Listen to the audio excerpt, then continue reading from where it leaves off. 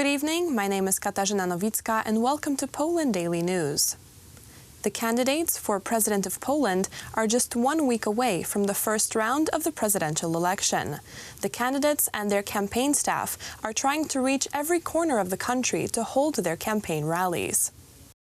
Tylko polityk, który nie ma pojęcia o sprawach państwa. Only a politician who doesn't know anything about the matters in the country and doesn't know what the Polish raison d'etat is can undermine the investment, which leads to the strengthening of the sovereignty of our country and its citizens. This investment, the Vistula-Spit Canal, will strengthen our sovereignty because we won't have to ask Russia for permission to have access to our territorial waters anymore. We will be able to decide. It is a strategic matter. It is a matter of our tourist development and the development of our local economy, and a matter which is important to the people who live there. We will also be strengthening our alliance with the United States. Do you know how important this is? In May, the Microsoft company announced that it will invest $1 billion in modern data processing in Poland. This is what we need. These are the modern workplaces. That is why we are building security in Poland. We are increasing our security in order to develop, in order to increase the number of workplaces and to attract investors from other countries. I will also continue the same historical politics. A traitor will remain a traitor. I will pay tribute on my knees to our heroes. What will Poland be like in the future? Will Poland be the country that increases the retirement age, ignores people's needs, and sells national property? Will Poland be the country that lies? Or will Poland be the country of justice and development? Will Poland be the dream country, just like Mr. Lech Kaczynski said? Will Poland be a strong country that doesn't need to be afraid of other strong countries? Will Poland be a country where justice wins over cynicism? Long live our beloved Poland. Prime Minister Mateusz Morawiecki reacted strongly today against the words stated yesterday by Rafal Trzaskowski, the presidential candidate of the largest opposition party, the Civic Coalition, who falsely claimed that he had not taken any position in support of increasing of the retirement age introduced during the rule of the previous government.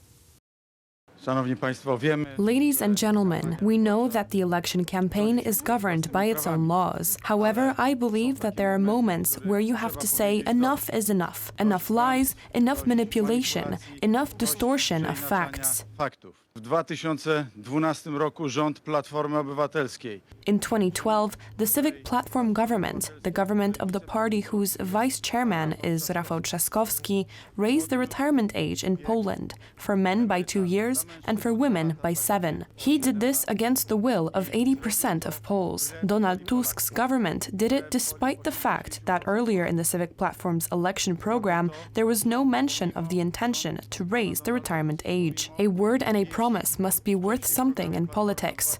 Credibility must be the basis of politics. Meanwhile, the vice president of the Civic Platform, Rafał Trzaskowski, says that he will not sign any law that concerns the raising of the retirement age. Yesterday, he forgot about the fact that he was a member of parliament only 4 years ago. He decided not to tell the truth about the fact that he, as an MP, voted against the lowering of the retirement age. Podniesienia wieku emerytalnego. My dzisiaj obroniliśmy kilka milionów miejsc pracy. Today, we defended several million jobs, and at the same time, when Rafał Trzaskowski joined Donald Tusk's government, there were 2 million unemployed, maybe, and even more. So it is worth asking yourself, what is the truth? Warto się zapytać. 3 people were stabbed to death and 2 more left in critical condition after a suspected terror attack in Reading, England yesterday. The attack took place shortly after a Black Lives Matter protest had been concluded at a local park. The suspect has been identified as a Libyan asylum seeker. The incident took place around 7 p.m. local time in Forbury Gardens Park, where the Black Lives Matter demonstration took place about 2 hours earlier, and a large number of participants still remained in the park. According to eyewitnesses, the man ran between groups sitting in the park and shouted incomprehensible words, after which he attacked the crowds with a knife. The man was arrested by the police shortly after on a murder charge. The perpetrator of the attack, according to the local police, is a 25-year-old man. However, the police are not confirming media reports about the country of origin of the attacker, which is suspected to be Libya. The Marxist-Leninist Party of Germany has unveiled a new statue of Vladimir Lenin in the city of Gelsenkirchen. The ceremony was able to take place after the court system blocked the city hall's attempt to stop the statue from being erected. Meanwhile, many locals wonder how it is possible that a statue of a communist mass murderer is put up at the same time as statues of European and American heroes are being torn down across the West.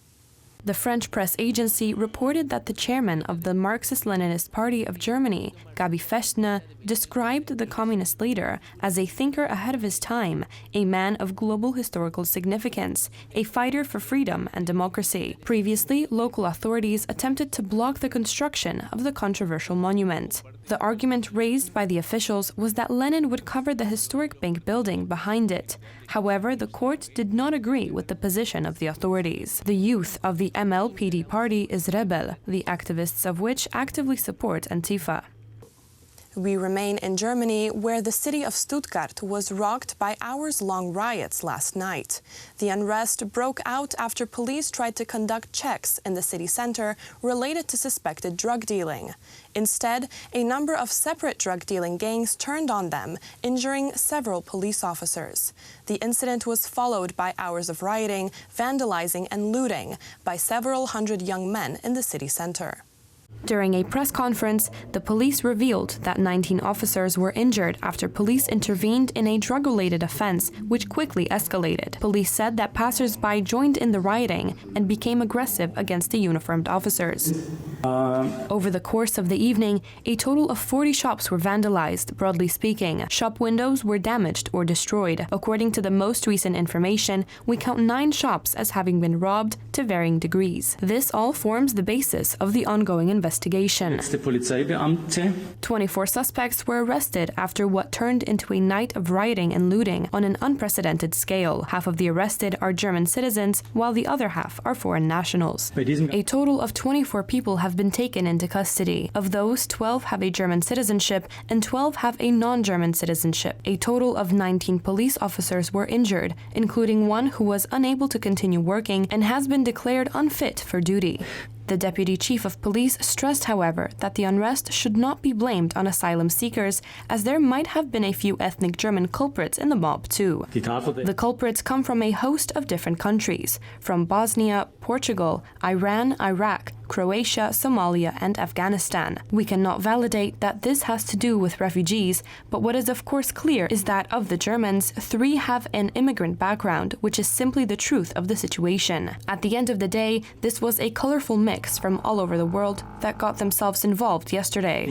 Local residents are shocked, but say that they don't understand why this happened. Who knows? Maybe they had drunk too much. Background: many are unemployed at the moment, angry about everything. Maybe it's corona-related. Cases of unrest have been recorded in multiple locations across Western Europe following the emergence of the Black Lives Matter movement in the US. Riots and looting have been taking place in the UK, France, Spain, Belgium, Sweden, and now Germany. No unrest has been recorded in Central Eastern Europe. That's all for tonight. Now on to Poland Daily Business with Aleksander Wierzejski and his guest. Good night.